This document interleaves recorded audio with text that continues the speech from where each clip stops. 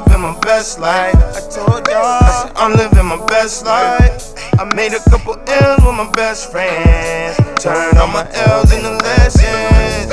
You see the whip pulling up, it's like skirt. Dreams pulling up, it's like skirt.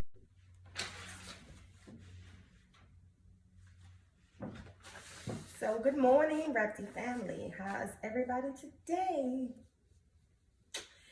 So today I am going to be talking about the 5 top reptiles that I would own, and the first one is the Monocle Cobra.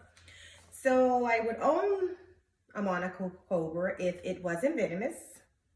But I do think it's one of the most beautiful cobras in existence. I mean, there's many beautiful cobras, but that is one that definitely, I believe that if it wasn't a venomous snake, I would own. I love the pattern on the hood of a Monocle Cobra.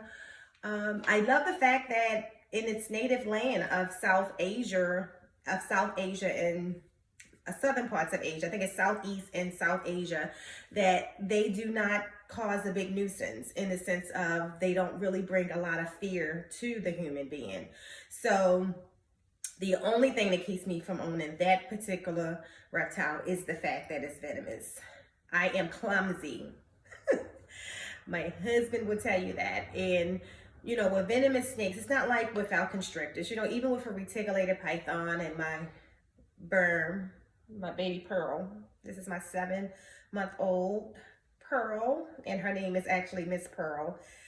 And she got the Miss Pearl name because when I first got her, whenever I would take her out of her enclosure for like the first month, she would be so huffy.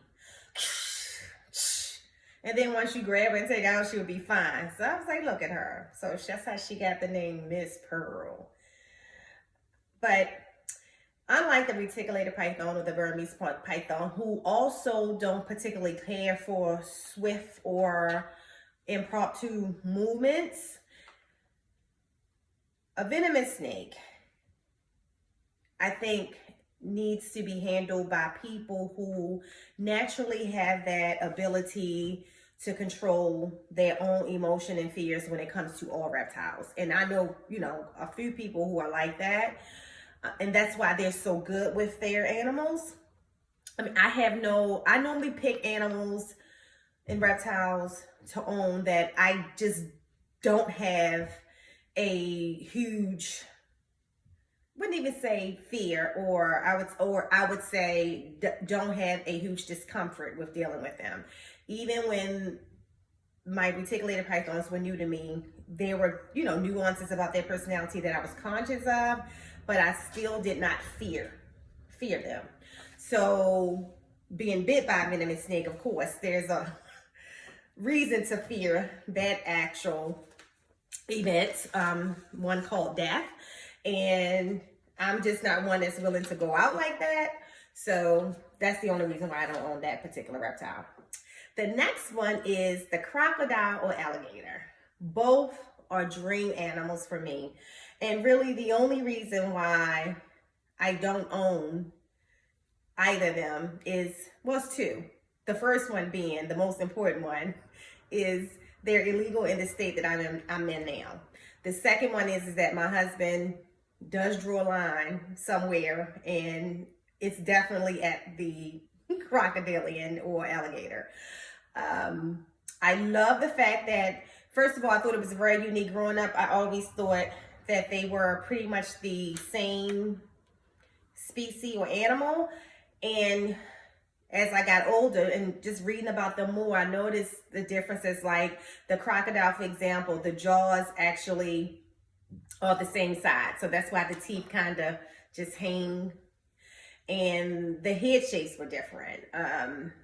The alligator is more of, I say, maybe rectangle, or, you know, wide and rectangle, where the crocodilian is more narrow and triangled.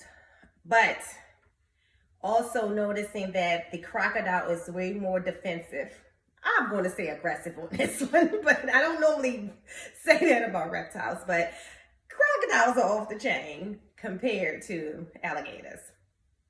We went to New Orleans one year for my birthday, and one of the excursions we did was to go out into the swamps on a boat and, experience alligators up close and personal. And it was a very calming experience, nice experience, great moment in nature. For me, I was amazed at their temperament in the wild compared to a crocodile. Why are you huffing on me? The next one would be, for me, the Bowlens Python.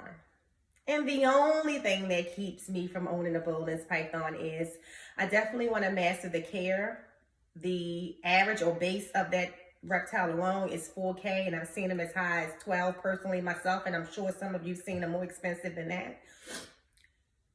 And convincing my husband that it's okay to spend that kind of money on a snake. I have a couple reptiles in here that are pricey, but none of them are $12K.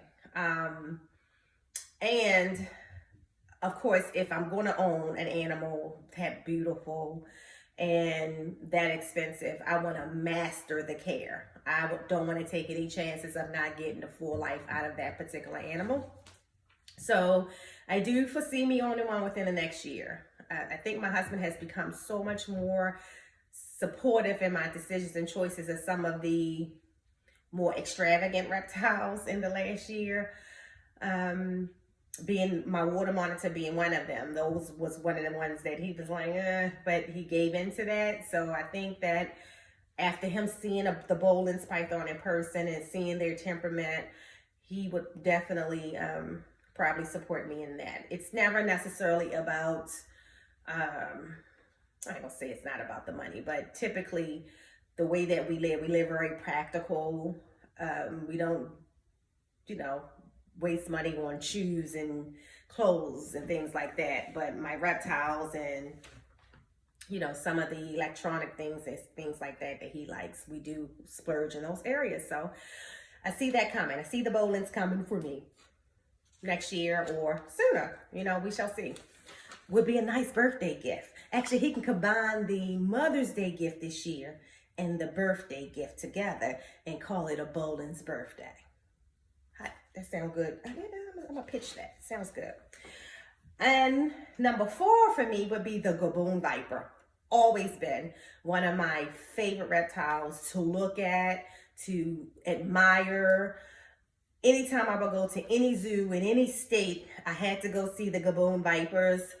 And again, just like the Monocle Cobra, the only reason why I don't own a Gaboon Viper is I don't want to die. So I've seen people really, socialize them. But again, with all of our animals. Right now, Miss Pearl, who is the sweetest snake that I have, if Miss Pearl decided to just get annoyed with me or just don't be in the mood and decide she wanted to bite my arm right now, I would survive. I'll be mad at Pearl, but I'll survive. If that happens with a Gaboon Viper, first of all, if I am correct, there is not any anti-venom in the United States for a Gaboon Viper. And even if it was, I only have like 30 minutes to get to a hospital. So that's why I don't own the Gaboon Viper. But it is one of the most beautiful snakes on earth to me. Definitely. And then the last would be the Anaconda. So now some of you want to say, girl, you got all them retics and you won't own an Anaconda. And it's not that. The care of the retic compared to the Anaconda, for me, I would want all of my animals. If you notice, I'm standing in one of the reptile rooms now. All of them, depending on what species it is, including my retics, I like to give them the most practical enclosure that assimilate their natural habitat. And for me, I feel that if you own an Anaconda, it shouldn't just be in a vision cage or PVC enclosure without a huge water feature. That's just my personal thought process. And again, every animal I own, like the Bowlens, as I said, I wanted to give it the best care that I can give it to make the animal thrive and live its full life. So for me, that's the only reason why I don't own an Anaconda. It's definitely would be one of the least expensive snakes I've ever purchased. I could have a big enclosure built for it, but you know, the expense of the water feature that I would want it to have, and making sure that that water is properly filtered, and you know, the size and space of the enclosure that it would need at its full life span, I don't think that's the best animal for me to own under the conditions in which I would want it to live.